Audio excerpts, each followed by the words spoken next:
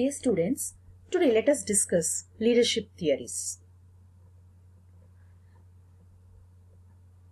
Leadership theories, there are number of theories. Among them, the most popular theories we are going to discuss, because each of these theories have various leadership styles which may be slightly differ from each other, but they all belong to the same core group. Let us discuss each of the theory in detail. The first theory is the great man theory. Great man theory is one of the oldest leadership theory which was started during the middle of 19th century.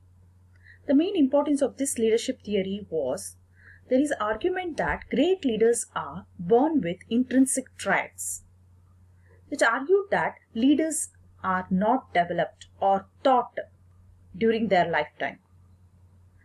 Either they should have certain qualities and characteristics to be a great leader, or otherwise you cannot become a leader.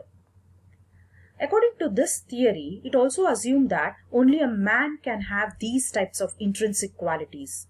Females are not born to lead. This theory became especially popular after Thomas Carlyle, a writer, a teacher, who published a book called On Heroes, Hero Worship, and the Heroic in History.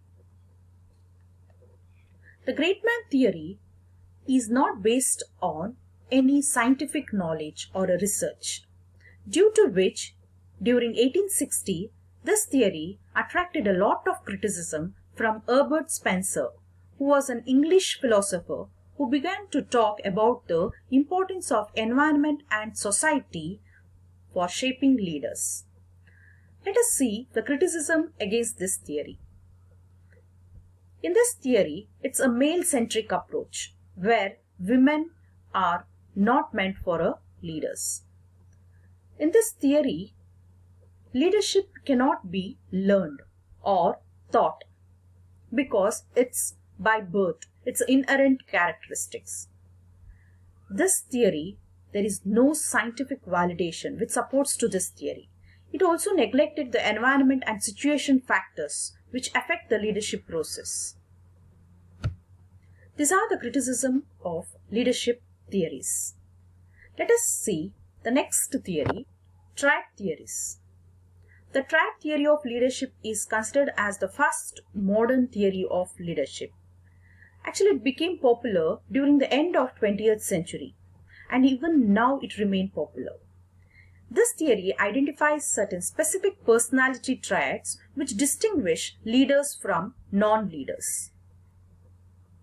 This theory also based on the premise that leaders are born, not made. The trait theories are similar to great man theory because both of them believe that certain qualities in the leader will make them a success in leadership. The traits which are inherent in the leader are very important for the success of the leadership. Trait theory also focuses on the difference between the leaders and the followers. There is an assumption that leadership position can be acquired only those people who have certain traits which distinguish between followers and leaders. Leaders tend to have a characteristic such as extroversion, self-confidence, and height, which is not present in subordinates. Due to presence of these characteristics or a trait, they are considered as leaders. But only with these traits, they cannot be considered as leaders. There are many more traits or characteristics which are very important to become a successful leadership. There are certain limitations of the trait theory.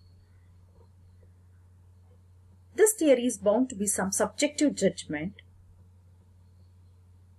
The list of traits which are given are very long. More than 100 different traits to be successful leaders are identified.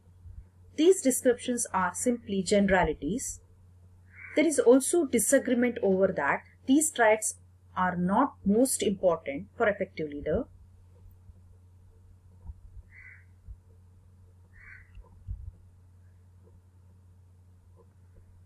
This theory is very complex. Now let us see the next theory. Behavioral theories. The shortcomings of the triad theories shifted to behavioral theories. Instead of looking certain traits in a person, that is required to discover what behaviors drive successful leadership. One of the most influential sets of behavior leadership theories was developed in 1930 by Kurt Lewin. He identified 3 distinctive leadership behaviors in terms of decision making and guidance. They are authoritarian style, participative style, and laissez-faire style. The behavioral theories either focused on the task or people. The task-focused theory are referred to as a role theory. How people behavior changes by the role they are doing. It's argued that different roles might cause different reactions. Whereas in case of people-based theories, it considers that different level of leaders show towards the subordinates and its impact on performance. Behavioral theories are popular because it understands the leadership is something where people can become better. But this theory lost its importance due to different behavioral styles will not always suit in every situation, because specific behavior may yield good result in certain circumstances and it may not in certain situation. There was a criticism against the behavioral approach too. Let us see the next theory, that is the contingency theories or a situational theory. According to this theory, it was a leadership style. Effectiveness depends on the situation. It believes that people who perform well in specific situation can actually perform bad in other situation. There is certain similarity between contingency theories and triad theories because both of them realize that personal characteristics are linked to the situation in which the leader used their leadership. There are a number of contingency theories. Among them, the famous contingency theories are situational leadership, which is developed by Ursi and Blanchard. Contingency theory is situational in nature. According to this theory, there is no best style of management. Management is always a situational and it depends upon the environmental circumstances. It also helps in understanding that complex organizations focus on nature of organization. It also provides insights into organizational adaptability to both internal as well as external environment. There are certain limitations of contingency theories, or we can see some of the criticism of this theory. This theory does not follow the concept of universality of principle. This theory does not have any new thing. As Fayol said, the same things are here. There is no definite solution to problem because managers think alternatives to arrive certain right choice. It's very costly, both in terms of money as well as time.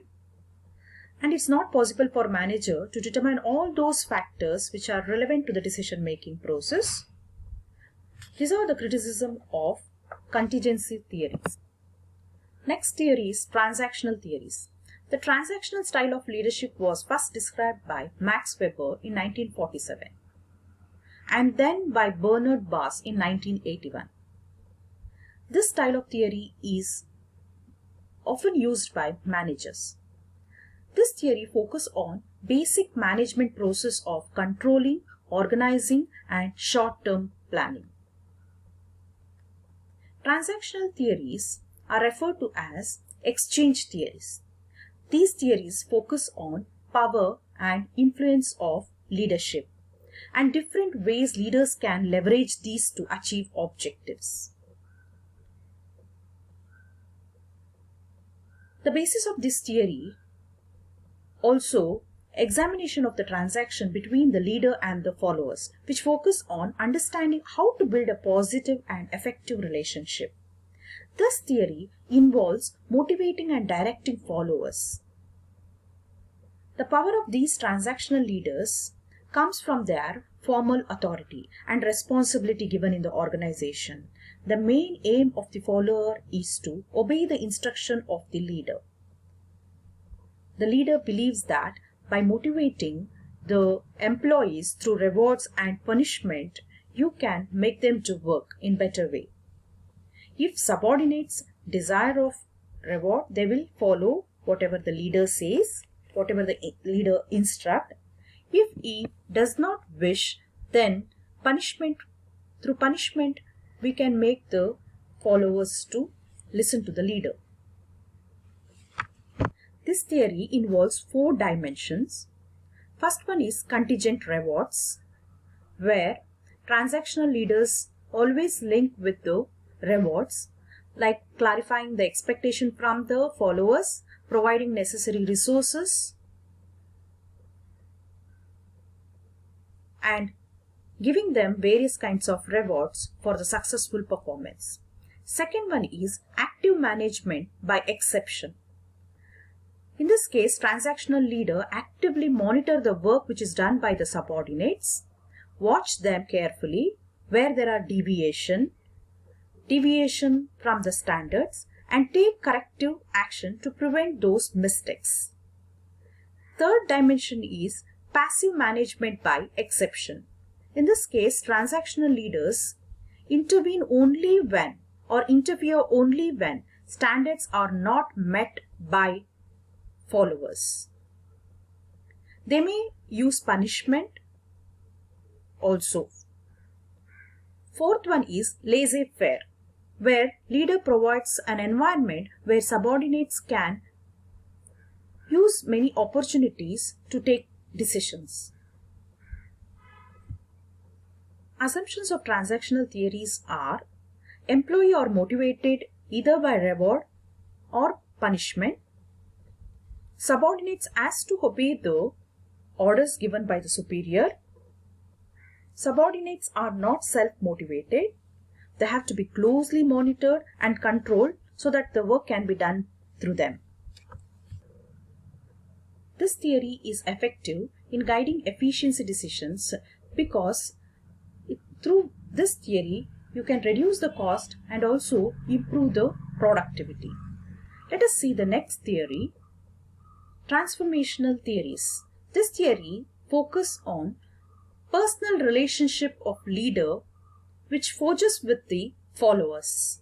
According to this theory, effective leadership is transforming the followers into something different. Just simply achieving the organizational vision is not enough. To make the followers into different, unique. Leaders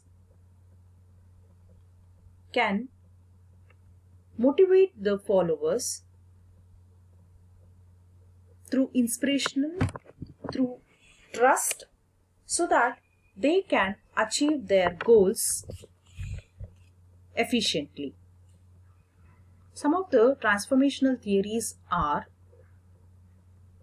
James McGregor's Burns Transformational Leadership Theory, which was developed by Bass Theory. Both transformational and transactional leadership theory have been developed and used as leadership style. The last theory is charismatic leadership theories. Whereas in case of charismatic leadership theory says that followers make attribution of heroic or extraordinary leadership ability when they observe certain behaviors. There is a charisma in a leader which is very powerful personality which makes people as a leader. Several authors says that identifying the personal characteristic of charismatic leaders will make them a